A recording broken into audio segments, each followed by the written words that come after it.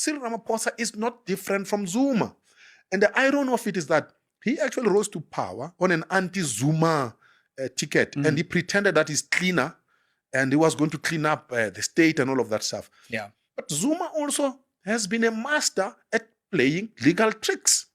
Exactly what Cyril is doing now. Sure. And this is the thing that I've been saying from the beginning, that this chap is not different from Zuma. And people said, no, Prince, you're overcritical, this and that. But look at evidence now. Yeah. In fact, Zuma today can turn around and say, actually, I was better. No cash was ever found under my mattress or under my pillow. And he would be right. Yeah. Yeah. So on the face of it, actually, Cyril Ramaphosa is worse than Zuma. So I agree with you.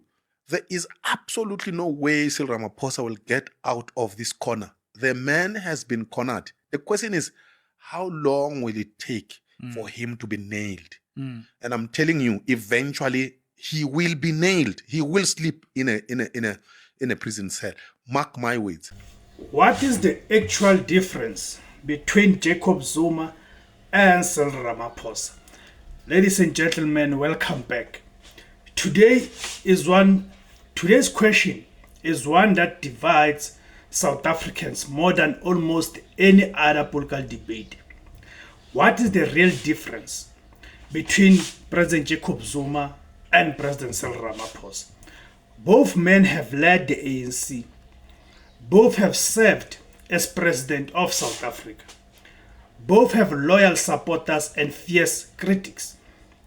But are they really that different?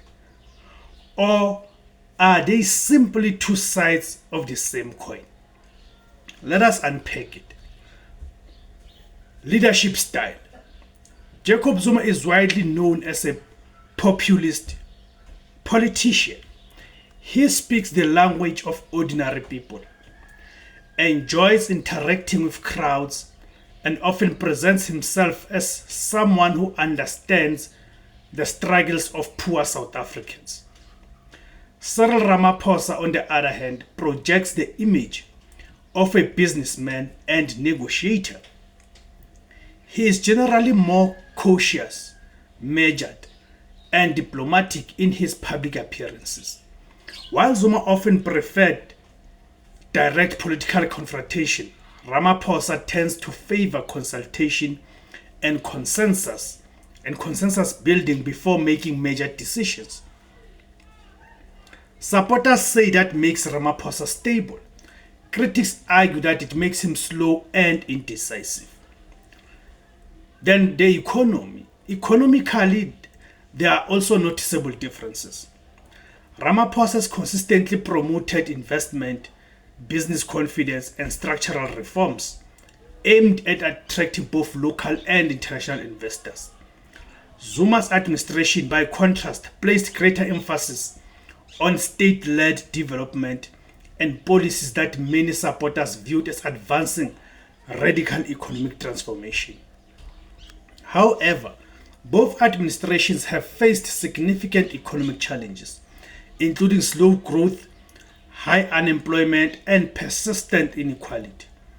Many South Africans therefore ask whether either administration has delivered meaningful improvements in their daily lives. Governance and accountability.